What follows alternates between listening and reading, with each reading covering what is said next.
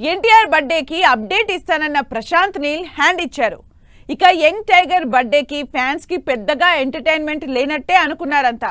కానీ ఈ మధ్య కాలంలో ఏ హీరో బర్త్డేకి రాని రేంజ్ లో solid power packed action teaser release అయింది.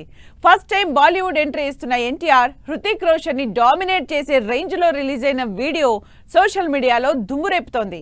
ఇంతకీ వార్ 2లో ఎన్టీఆర్ హీరోనా విలనా? ఎన్టీఆర్ బర్త్డేకి అసలు మర్చిపోలేని ట్రీట్ ఇచ్చారు అయాన్ ముఖర్జీ. ఎన్టీఆర్ కెరియర్ లోనే ఫస్ట్ ఎవర్ బాలీవుడ్ ఎంట్రీ ఇస్తున్న వార్ 2 నుంచి అదిరిపోయే టీజర్ రిలీజ్ చేసింది టీం.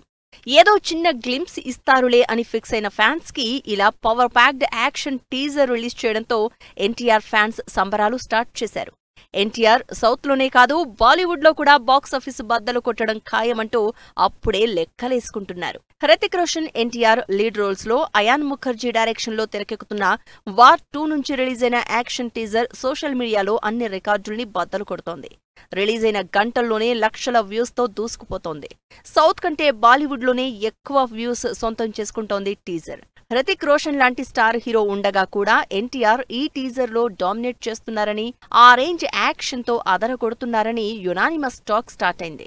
వార్ 2 నుంచి రిలీజ్ అయిన టీజర్ లో పవర్ ప్యాక్డ్ యాక్షన్ తో పాటు స్టైలిష్ స్టంట్స్ తో ఈసారి పాన్ ఇండియా ఫ్యాన్స్ కి యాక్షన్ ఫీస్ట్ ఇవ్వబోతున్నారు ఎన్టీఆర్. 300 కోట్లకి పైగా భారీ బడ్జెట్ తో తెరకెక్కుతున్న వార్ 2 ఆగస్టు 14న రిలీజ్ అవుతున్నట్టు మరోసారి కన్ఫర్మ్ చేసింది టీం.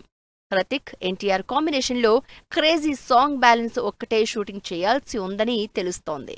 రా ఏజెంట్ గా ఉన్న ఎన్టీఆర్ నెగటివ్ షేడ్ ఉన్న క్యారెక్టర్ గా ఎలా షిఫ్ట్ అయ్యారు? అసలు ఎన్టీఆర్ హృతిక్ మధ్య ఇష్యూస్ ఏంటి అంటూ క్యూరియస్ గా ఉన్నారు జనాలు. యష్ రాజ్ స్పై యూనివర్స్ లో మోస్ట్ వాంటెడ్ మల్టీ స్టారర్ గా తెరకెక్కుతున్న వార్ 2 జస్ట్ టీజర్ తోనే ఈ రేంజ్ ఎక్స్పెక్టేషన్స్ క్రియేట్ చేస్తే ముందు రిలీజ్ అయ్యే ట్రైలర్లు, సినిమా ఇక ఏ రేంజ్ లో ఉండబోతున్నాయో అంటూ డిస్కస్ చేసుకుంటున్నారు జనాలు.